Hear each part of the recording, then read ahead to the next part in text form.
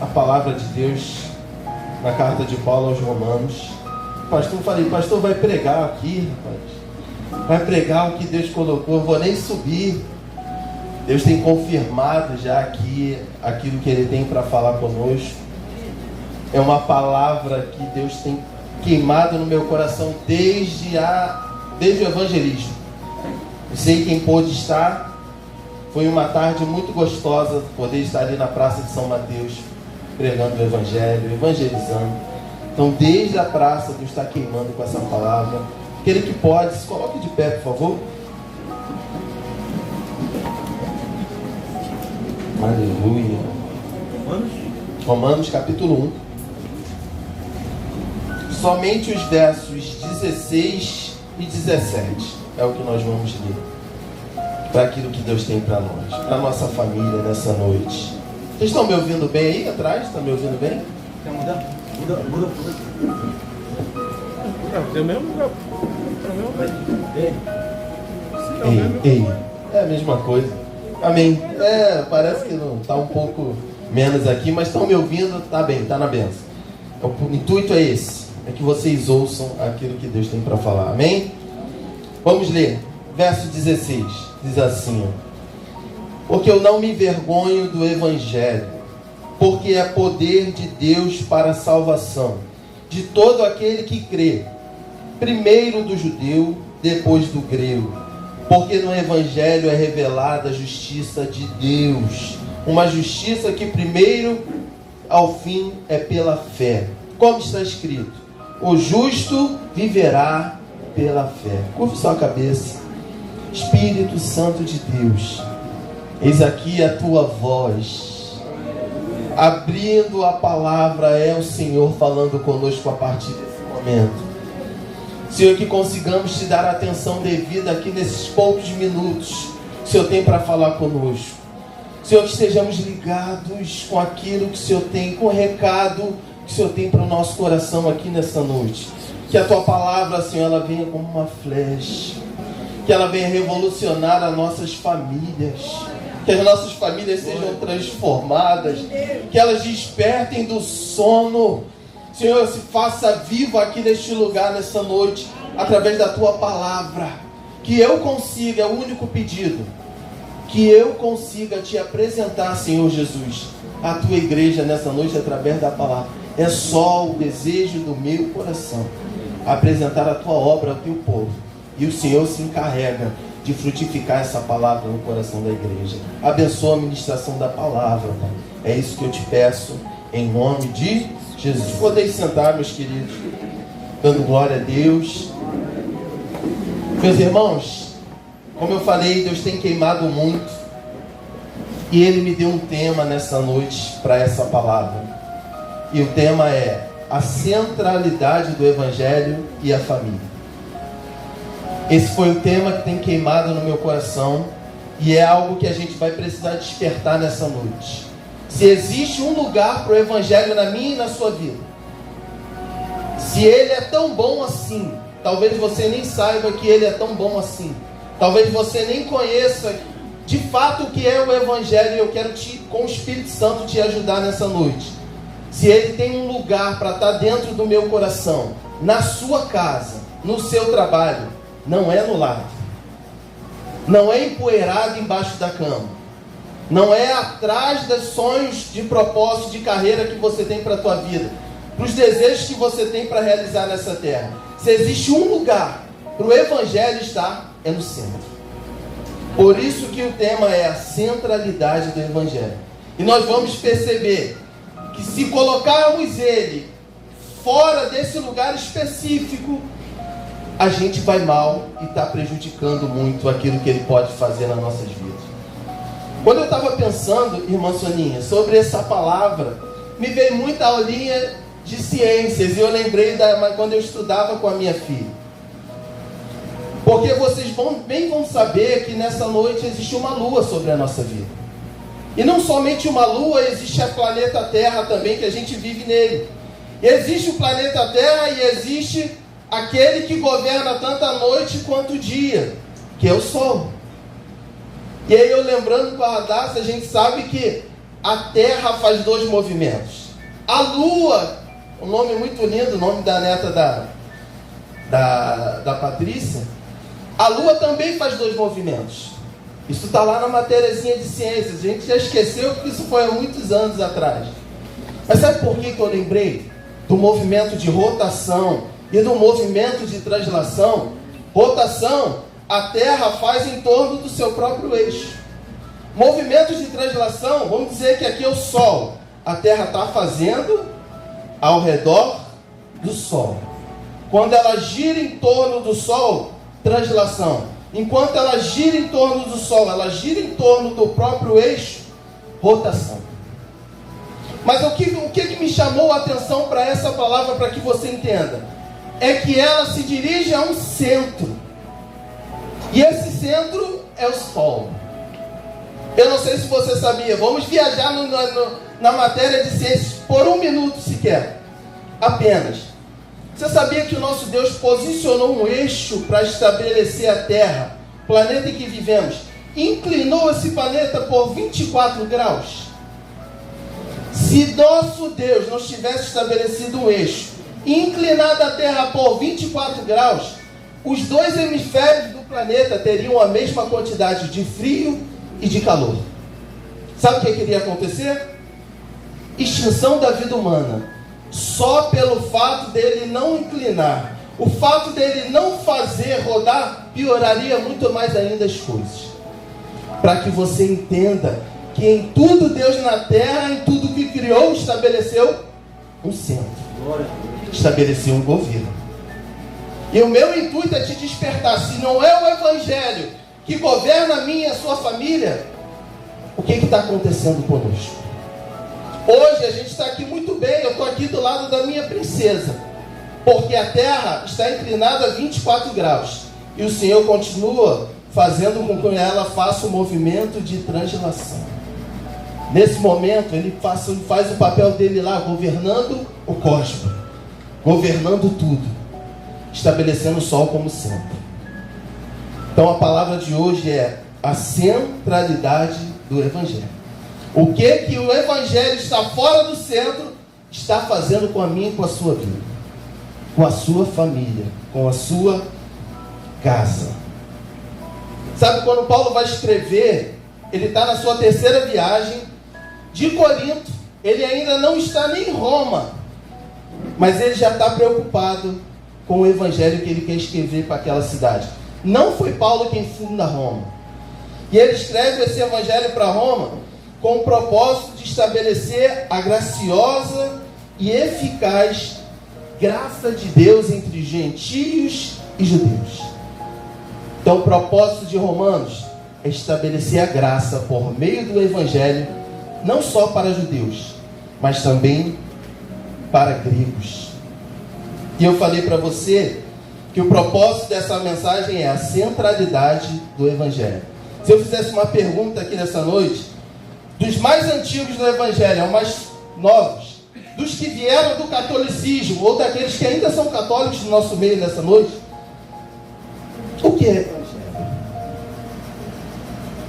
Evangelho? Você já tem aí 18 anos de batismo. O que é o Evangelho, meus irmãos? O que é essa palavrinha? O pastor falou que o Evangelho, e a palavra diz, ele é poder de Deus. A definição é para salvar. Mas que meio é esse que Deus usa para salvar a minha e a sua família? O que é isso? Evangelho vem da palavra em grego euangelion, que significa bom mensageiro ou aquele que traz boas novas. Então a definição nua e crua de Evangelho é isso: boas novas. É uma boa notícia que foi dada à humanidade. E a gente vai ver Jesus falando dessa boa notícia. Mas de repente fique muito vago para você nessa noite somente boa notícia. Porque de repente no teu coração, eu já conheço essa boa notícia. Ela está aqui, ó. Ela se refere àquele que morreu e ressuscitou. É mais ainda para frente do que isso.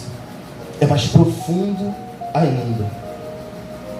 Quer ver uma coisa? vamos adentrar para a gente aplicar na nossa família o que Deus quer falar. Vamos começar pelo que o Evangelho não é.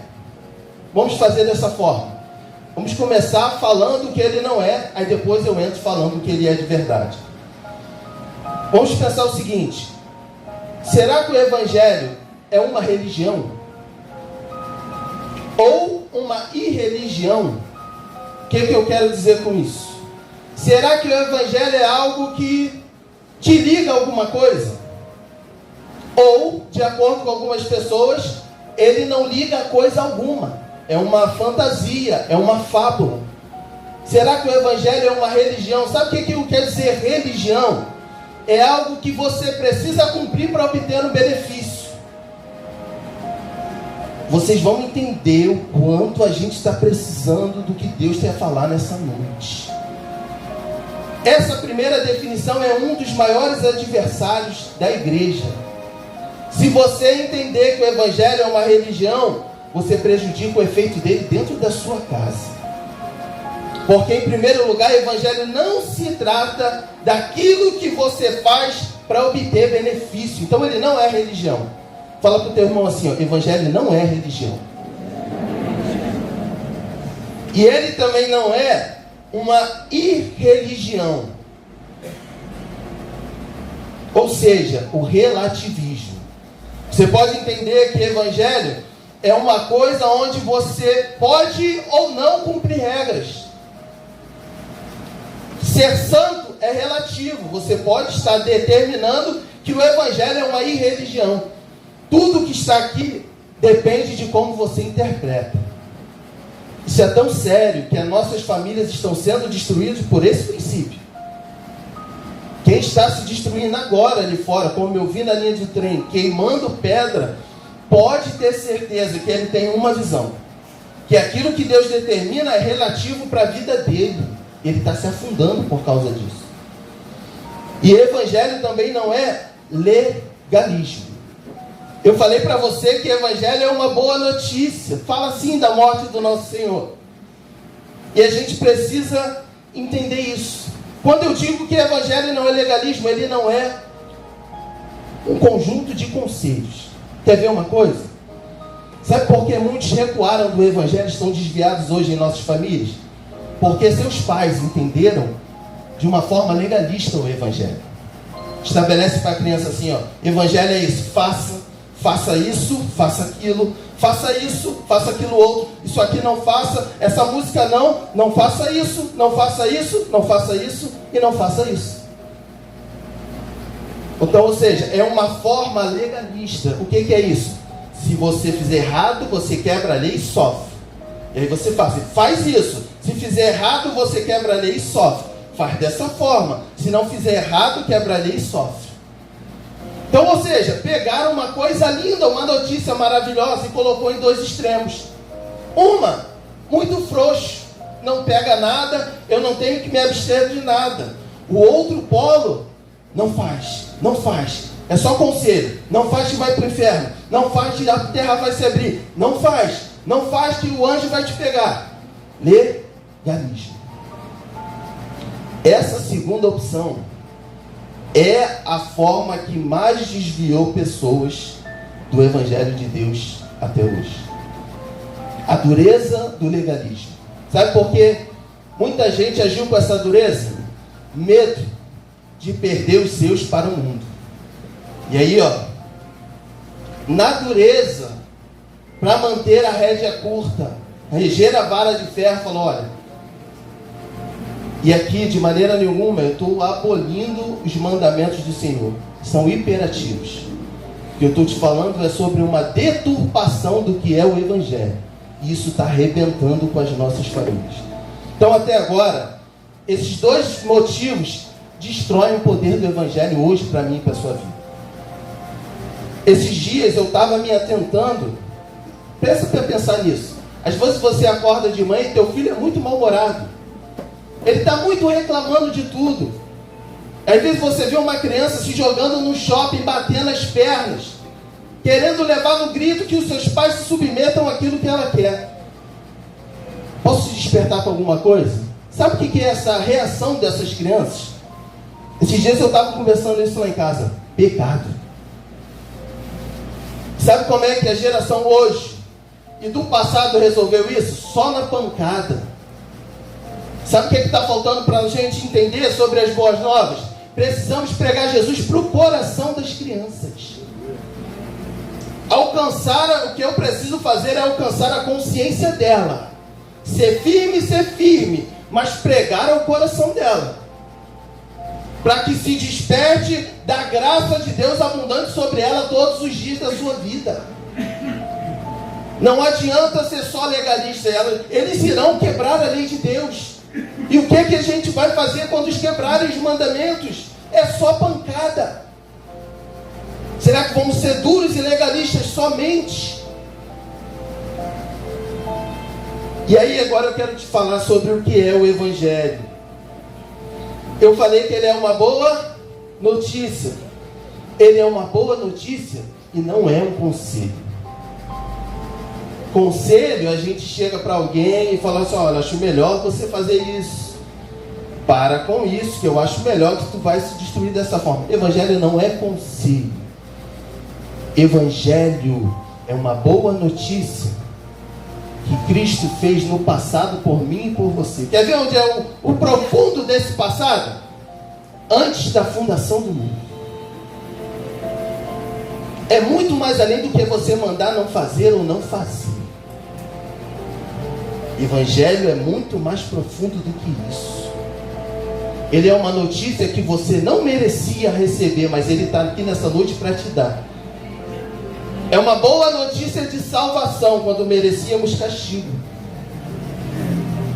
Mas sabe, a gente tem medo de reagir a essa palavra e seguir a direção do Evangelho para a nossa família. Porque na verdade falta segurança. A gente quer ter o controle nos nossos braços. A gente quer chamar na força do braço. Vai entrar no eixo essa casa aqui, porque eu quero. Eu quero.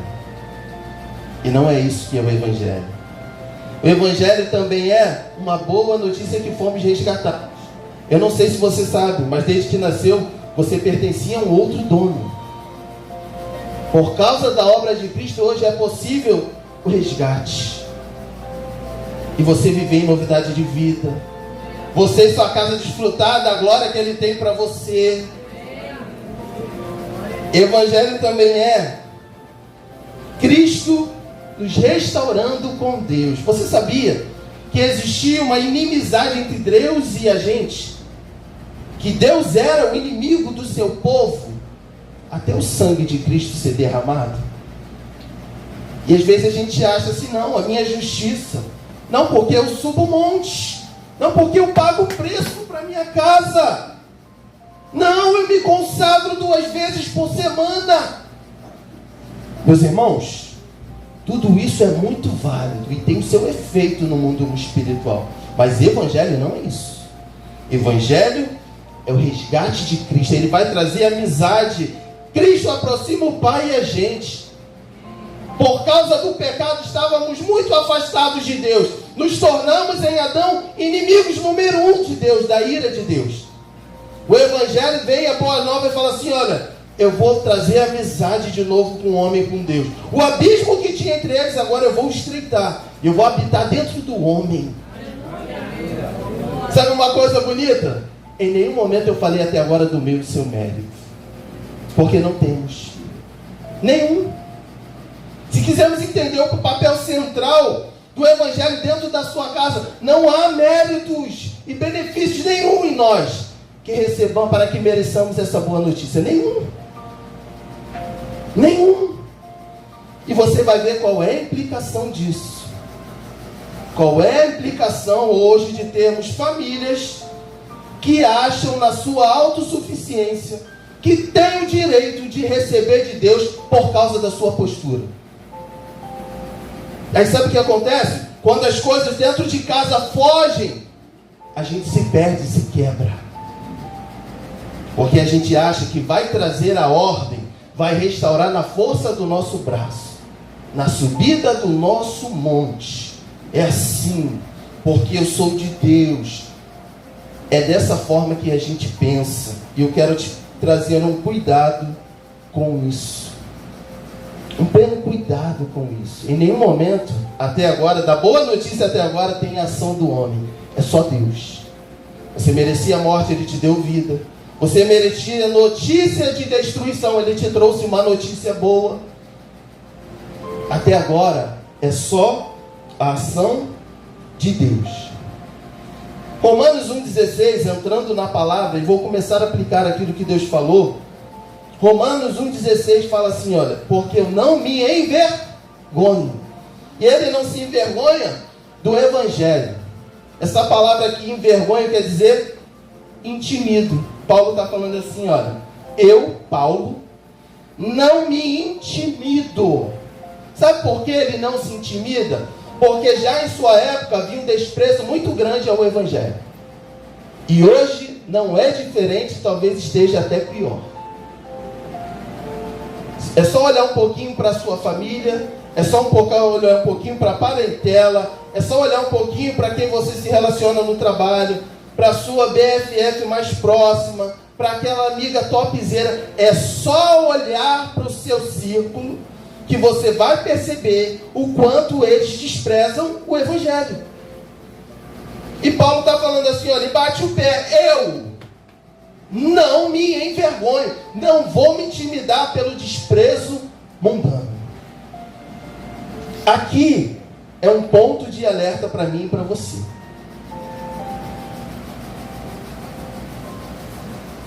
Porque talvez a nossa casa esteja sofrendo pressão por causa disso.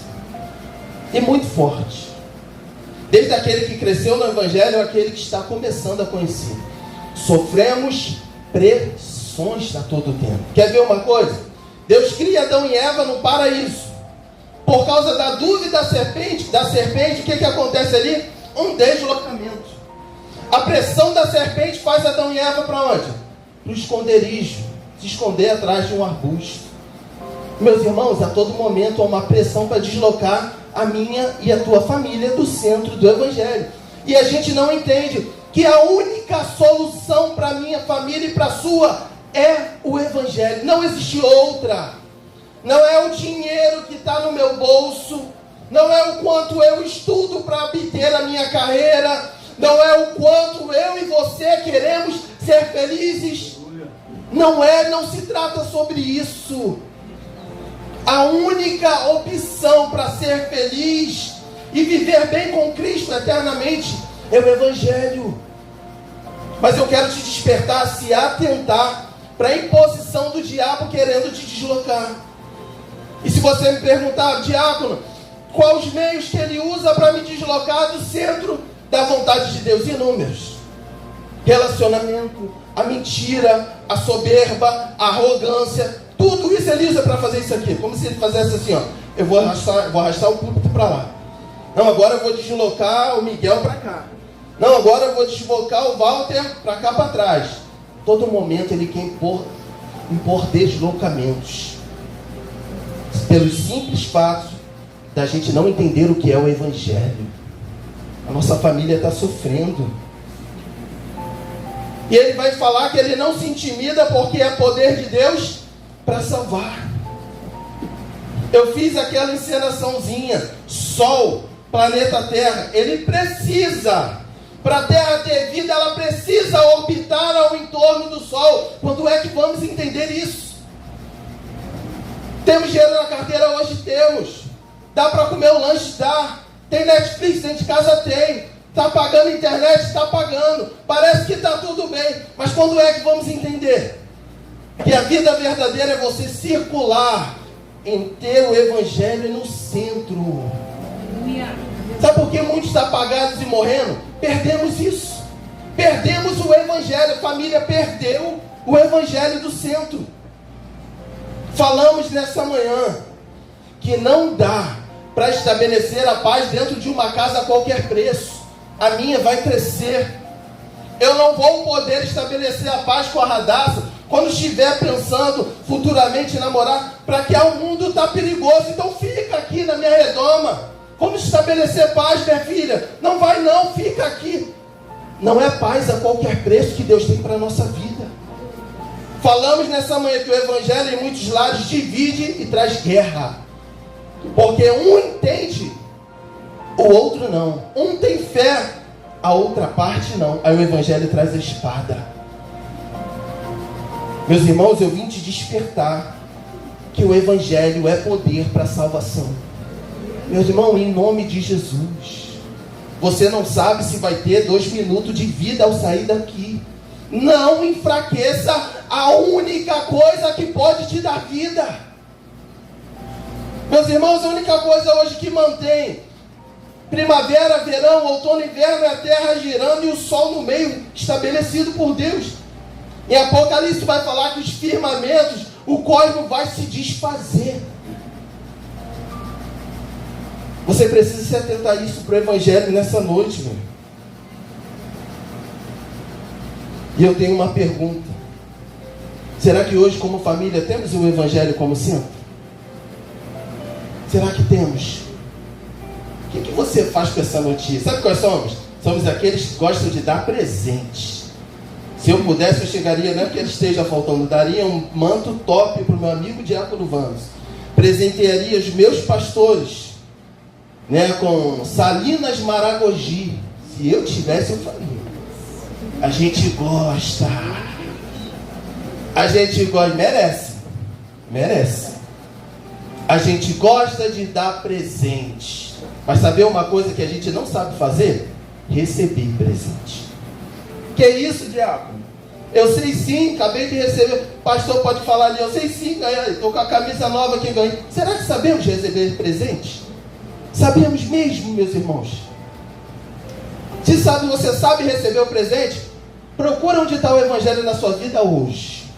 Você sabe receber presente? Amém, diácono? Eu sei sim. Cadê o Evangelho, meus irmãos? Nós gostamos é de dar, porque aí a gente está no controle. Você tira lá e paga, foi com o meu dinheiro. Agora esse presentinho, sabe, é muito fácil chegar para a Silvia, eu tenho um carinho enorme, procurar um presentinho lindo para dar para ela. Mas imagina que ela fosse uma desgraçada, como éramos nós. Os desgraçados então aqui, que foram alcançados por Deus e transformados, sem graça nenhuma em Adão. O homem não tem graça nenhuma. Faria isso, preparar um presente lindo para uma pessoa que não merece nada, toda suja, toda imunda, e aí vem o nosso Deus, desce, prepara o embrulho com o seu sangue, fala aqui, toma aqui minha filha, é o Evangelho, é a boa notícia para você. O que está acontecendo com a nossa casa? Onde a gente está colocando o Evangelho, meus irmãos? É Ele que governa a tua família, teu filho, o teu esposo. Meus irmãos, a salvação é mediante a fé pela graça. Aqui eu vou aplicar.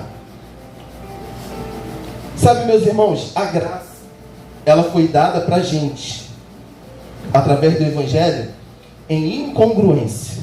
Sabe o que é incongruência? É isso, ausência de conformidade, concordância ou harmonia. Quando ele decidiu manifestar a graça, ele não viu correspondência entre eu e ele. Eu não estava de conforme com ele. Quando ele decidiu, eu não estava no mesmo nível que ele. E ele desce e me entrega o presente.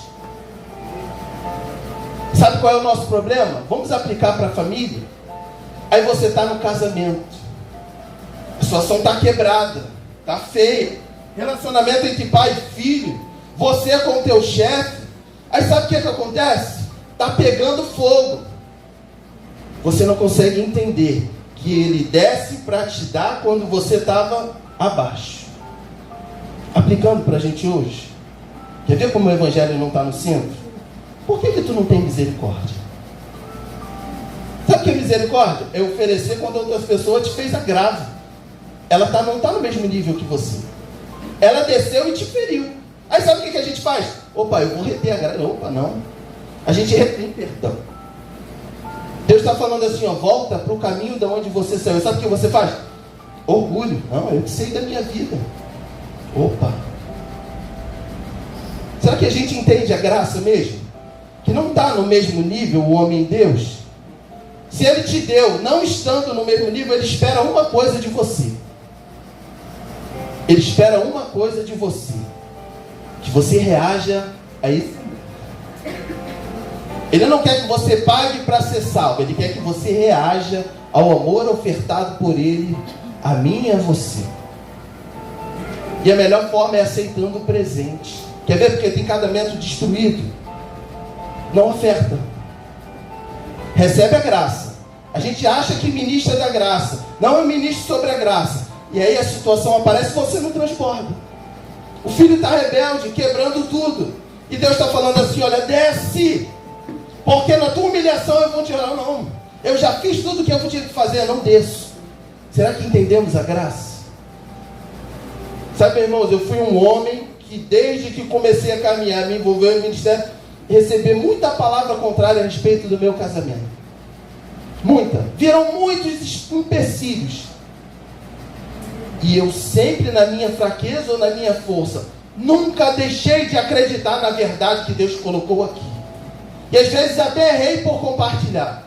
Porque às vezes você compartilha e a pessoa não entende o quão profundo você está descendo por causa da graça. E te julga.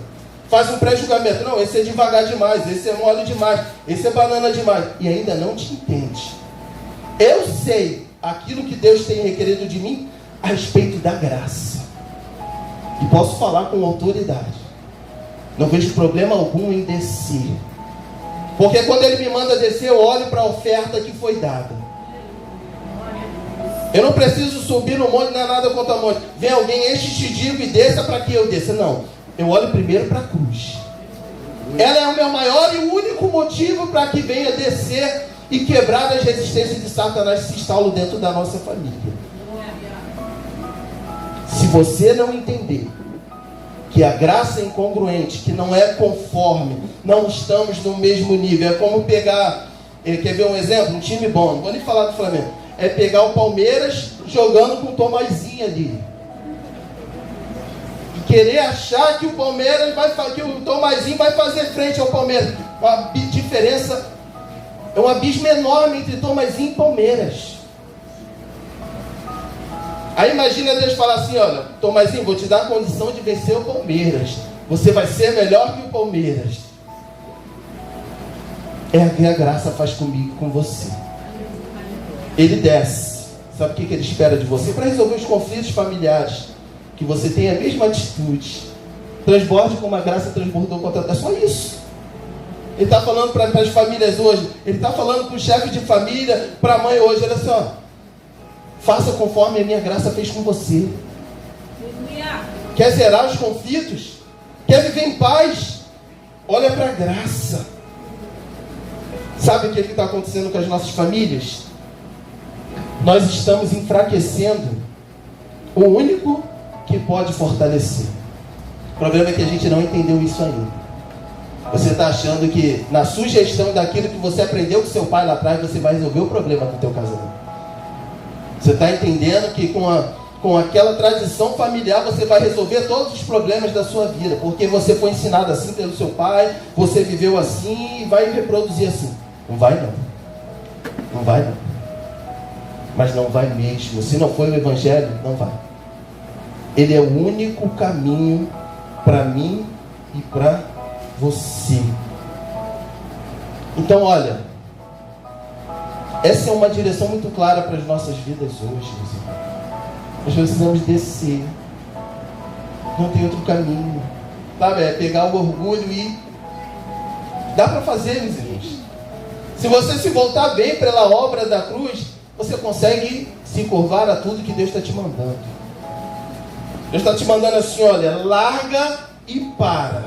Olhando para a cruz, você vai falar assim, ó Senhor, não há forças em mim. Então, pois bem, aí o Espírito vai falar, deixa que eu entro. Deixa que eu te ajudo. Deixa que eu te esforço. Deixa que eu te carrego até o centro da minha vontade. Apenas queira entrar no processo. É o que Deus tem para mim e para você. Sabe, quer ver uma coisa que está trazendo dificuldade? E eu finalizo. Se eu te fizesse uma pergunta aqui, o que vem primeiro? A justificação ou a santificação? Quando Deus falou, te viu como pecador, como Ele me viu também, o que eu recebi primeiro? Eu fui justificado ou santificado? Se você entender que a primeira coisa que você precisa fazer quando Ele te alcança é se santificar, talvez você tenha entendido errado. Antes da santificação, o sangue que escorreu aqui colocou amizade entre você e Deus. Ele te olhava para te destruir, porque sobre você estava o pecado. Primeira coisa no momento da regeneração, Ele te justificou.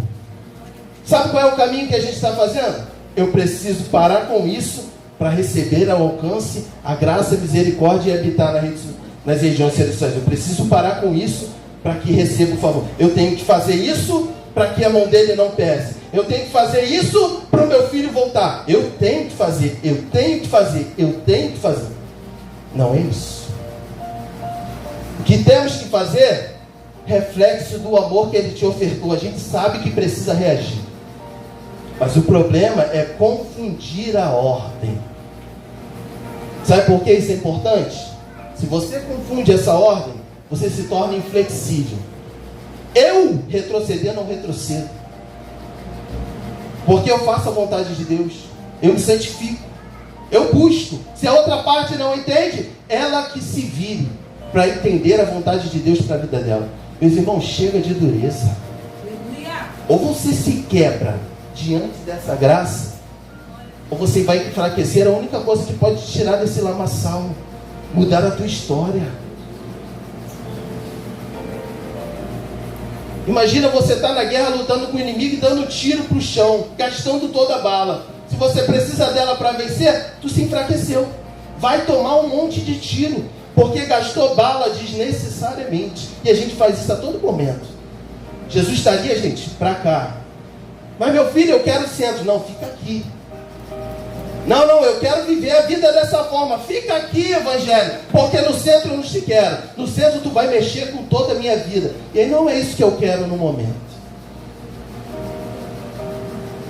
Que haja um grande despertamento no nosso coração. E eu finalizo te fazendo uma pergunta. Por que você tirou o evangelho do centro? Por quê? Por causa do seu bem-estar? Por que tirou? Ele era a única coisa que iluminava a tua vida. Agora tu está em trevas. Por que tirou ele do centro? Por que fez isso? Teu casamento vai se acabar. Não tira ele do centro. Porque o final da passagem que a gente está lendo é: o justo vai viver por a única coisa que o evangelho pode nos dar, pela fé. Se você tira, tu não tem vida. Se o justo vive pela fé, arranca o evangelho da tua vida, que tudo que você vai ter é carro, posição, vai satisfazer a sua necessidade, mas não vai ter vida. Não vai ter. A única coisa que vai dar vida ao meu e ao seu casamento, à minha filha, aos meus netos, é o evangelho no centro. Tirou isso, não tem vida. Porque o justo vai viver pela fé. Que essa palavra abençoe o teu coração nessa noite. Que você vai refletindo muito. Eu cheguei em casa, de repente você vai ter que arrastar móvel. Vai ter que tirar a soberba, a arrogância, abrir um espaço para ele na tua casa e colocar as boas novas de novo lá no seu devido lugar.